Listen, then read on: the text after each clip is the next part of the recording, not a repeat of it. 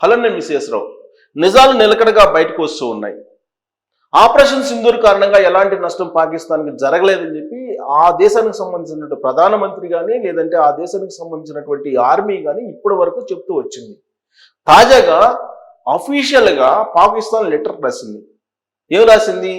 సింధు జలాల్ని మాకు విడుదల చేయండి అని చెప్పి అభ్యర్థిస్తూ లెటర్ రాసింది. పాకిస్తాన్ అఫీషియల్గా భారతదేశానికి రాసినటువంటి లెటర్ ఇది ఇప్పుడు నేషనల్ ఇంటర్నేషనల్గా వైరల్ అవుతుంది. ప్రధానమంత్రి నరేంద్ర మోడీ గారు పెహల్గామ్ దాడి జరిగిన తర్వాత తీసుకున్నటువంటి మొట్టమొదటి నిర్ణయం సింధు జలాల్ని ఆపివేస్తున్నాం అనేటువంటి నిర్ణయం తీసుకున్నారు. ఈ నిర్ణయం దెబ్బకు పాకిస్తాన్ ఎడారిగా మారిపోయింది. తాగడానికి నీళ్లు లేవు. ఇలాంటి పరిస్థితుల్లో పాకిస్తాన్ అభ్యర్థిస్తూ ఉంది. ఇప్పుడు సింధు జలాల్ని విడుదల చేయండి ప్రభు అంటూ కాళ్ళబేరానికి వచ్చేసింది పాకిస్తాన్. అంతేకాదు ఆపరేషన్ సింధూర్ కారణంగా ఎంత నష్టం జరిగింది అనేటువంటి విషయాన్ని కూడా ఇప్పుడు పాకిస్తాన్ ఒక్కొక్కటిగా బయట పెడుతూ ఉంది. మేకపోతు గాంభీర్యాన్ని ప్రదర్శించినటువంటి పాకిస్తాను ఇప్పుడు భారతదేశ కాళ్ళు పట్టుకునేటువంటి పరిస్థితికి వచ్చేసింది. భారతదేశం ఇప్పుడు గనక సానుభూతి కోణంలో ఆలోచించకపోతే పాకిస్తాన్కి రాబోయేటువంటి రోజుల్లో తాగడానికి నీళ్లు ఉండవు, తినడానికి తిండి కూడా ఉండదు. IMF $1 బిలియన్ బెయిల్అవుట్ ప్యాకేజీ ఇచ్చినప్పటికీ మౌలిక వనరులు రావు, వచ్చేటువంటి అవకాశం లేదు. సింధు జలాలను ఆపేయడం అనేది ఒక పెద్ద నిర్ణయం. ఈ సింధు జలాల విడుదల కోసం ప్రపంచవ్యాప్తంగా ఉండేటువంటి అనేక దేశాల మద్దతు కోసం పాకిస్తాన్ ప్రయత్నం చేస్తుంది. కానీ భారత ప్రధానమంత్రి నరేంద్ర మోడీ గారు ఒకటే చెప్తూ ఉన్నారు. ఒకవేళ చర్చలు అంటూ జరిగితే ఇరు దేశాల మధ్య 2 అంశాల మీద జరుగుతాయి. ఒకటి మసూద్ ఆజాద్ని అప్పచెప్పటం, 2 POKని ఎప్పుడు భారత్కి స్వాధీనం చేస్తున్నారు. ఈ 2 అంశాల మీదనే చర్చలు ఉంటాయి. 3వ అంశం మీద చర్చ ఉండదు అనేటువంటి విషయం చెప్పారు. అంటే పెహల్గాం దాడి జరిగిన తర్వాత ప్రకటించినటువంటి అనేక అంశాలు ఏవైతే ఉన్నాయో సింధు జలాలను ఆపివేయటం, అలాగే పాకిస్తాన్ ఎయిర్లైన్స్ని నిషేధించడం, ఎగుమతులు దిగుమతుల్ని బ్యాన్ చేయటం, ఇవన్నీ కూడా కొనసాగుతాయి. వీటిలో ఏటిని కూడా లిఫ్ట్ చేసే పరిస్థితి ఉండదు అని చెప్పి నరేంద్ర మోడీ గారు చెప్పారు ఆల్రెడీ.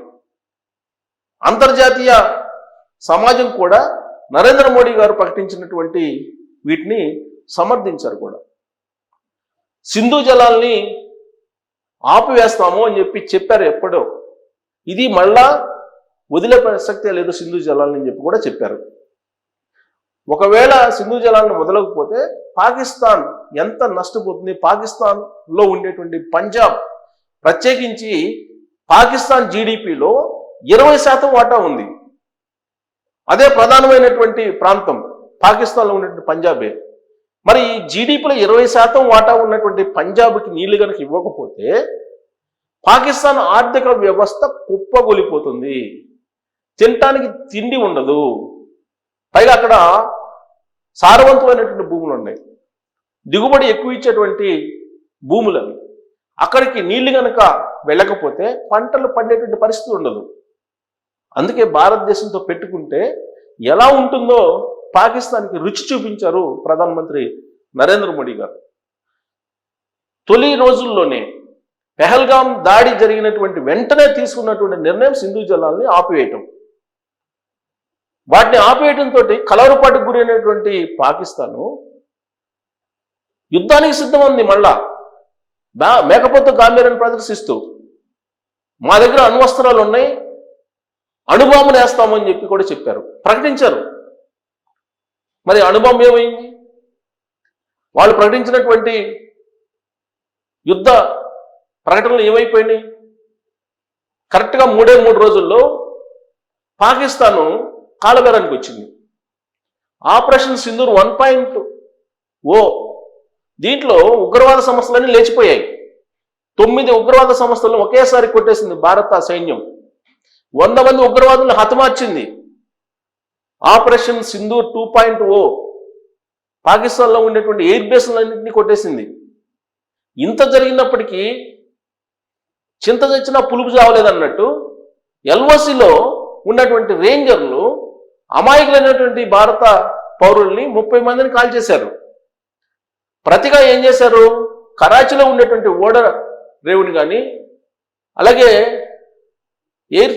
ఎయిర్ ఫోర్స్కు సంబంధించినటువంటి డిఫెన్స్కు సంబంధించినటువంటి సెంటర్స్ మీద టార్గెట్ చేసి మిజైల్స్ ప్రయోగిస్తే అల్లాడిపోయింది పాకిస్తాన్.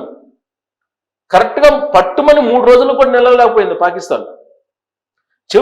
చివరికి ఇస్లామిక్ దేశాలకు సంబంధించినటువంటి వాళ్ళందరినీ కూడగట్టుకొని వాళ్ళని ప్రాధేయపడి అమెరికా అధ్యక్షుడు ట్రంప్ దగ్గరికి వెళ్ళి అటువైపు నుంచి ఒత్తిడి తీసుకొచ్చి కాల్పుల విరమణ అనే దానికి మార్గం సుగమం చేసుకుంది. అయినప్పటికీ మాకేం నష్టం లేదు. భారతదేశానికి సంబంధించినటువంటి విమానాలను మేము కూల్చేసాం. అలాగే భారతదేశంలో ఉన్నటువంటి డిఫెన్స్ సెంటర్స్ను కూడా మేము టచ్ చేసాం. ఇలాంటివన్నీ మాట్లాడారు. అందుకే నరేంద్ర మోడీ గారు పంజాబ్లో ఉన్నటువంటి ఆదపూర్కి వెళ్ళారు. అక్కడికి వెళ్ళి ఆదంపూర్కి వెళ్ళి అక్కడ S-400 ఏదైతే మిజైల్ ఉందో పవర్ఫుల్ మిజైల్, దాన్నే మనం సుదర్శన్ చక్ర అంటున్నాం. భారతదేశానికి సుదర్శన్ చక్రం లాగా పనిచేసింది మొన్న ఆపరేషన్ సింధూర్లో. దాని దగ్గర నుంచొని నరేంద్ర మోడీ గారు ఫోటో తీయించుకొని S-14కి ఏం కాలేదు, ఈ S-14 మీకు సంబంధించినటువంటి MiG-16 F-16 అలాగే JF-17 విమానాలను కూల్చేసింది పాకిస్తాన్కి సంబంధించినవి. వాటికి సంబంధించిన శకలాలు కూడా మా దగ్గర ఉన్నాయి, పాత సామాన్కి వేస్తున్నాం అని చెప్పారు.